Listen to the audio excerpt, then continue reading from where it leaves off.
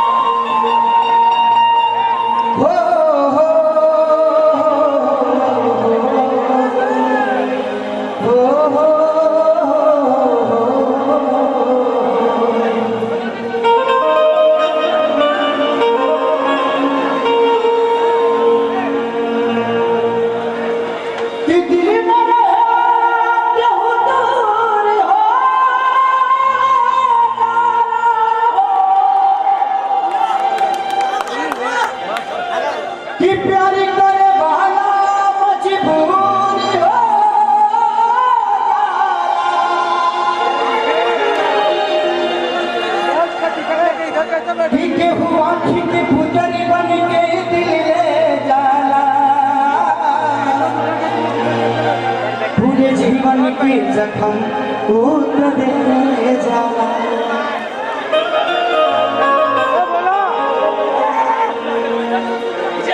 कि जानी गई ये बोझा साजे गई निजाना। एक और बढ़ाएंगे क्या? कि जानी गई ये जाने गई निजान प्यारे नहीं खेली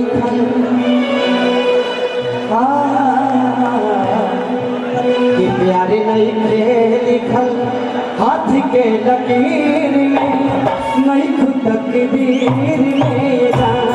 प्यारे नहीं खेली खल हाथ के लकीर में नहीं खुद तकदीर में जान।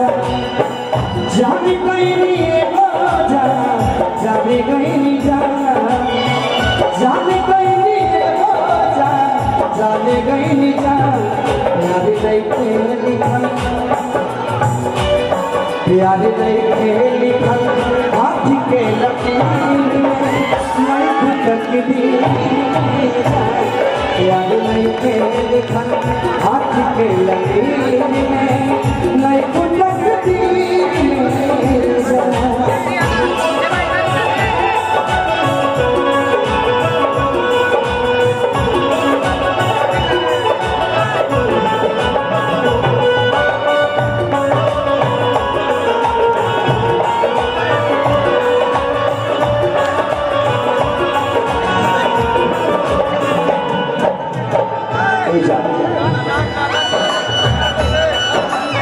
तेरा गम मोहब्बत पे हावी ना होता, तेरा गम मोहब्बत पे हावी ना होता तो खुदा की कसम के सारी सलामी ना होता।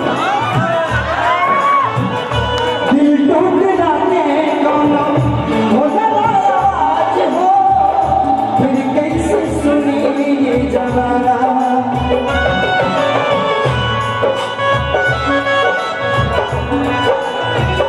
हो जाए तो सही के तुम कुछ दिन के बाद दिल पगला रोई बन दीवाना। सीख ले हम भी हो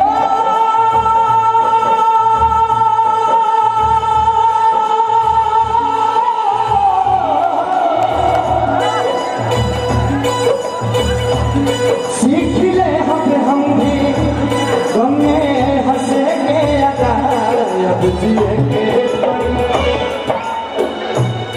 अब जिए के पड़ी फिर दिया के दिन में नहीं खुद तकदीर में यार नहीं के लिखा हाथ के लकीर में नहीं खुद तकदीर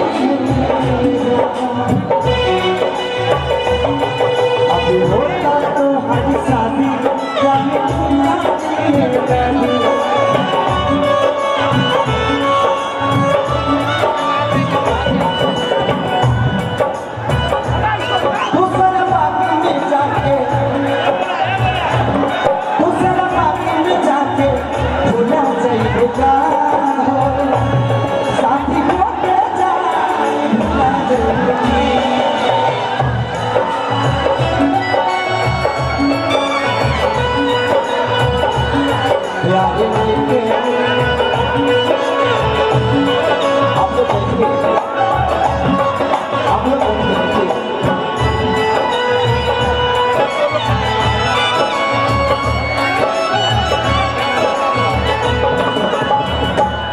लास्ट में कहा आपकी सरी हो लागे हंसे के बुलावेला प्यारी के बिना कुछ नसीबेला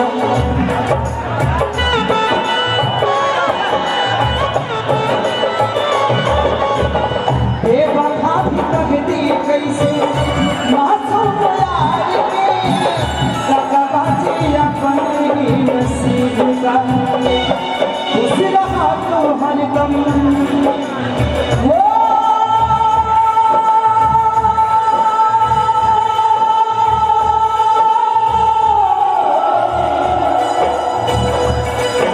खुश रहा तो हरदम दिल से ये बात सास बन के बस सास बन के बस बारू तो शरीर में सास बन के बस बारू तो शरीर में नहीं तो तकदीर में यार नहीं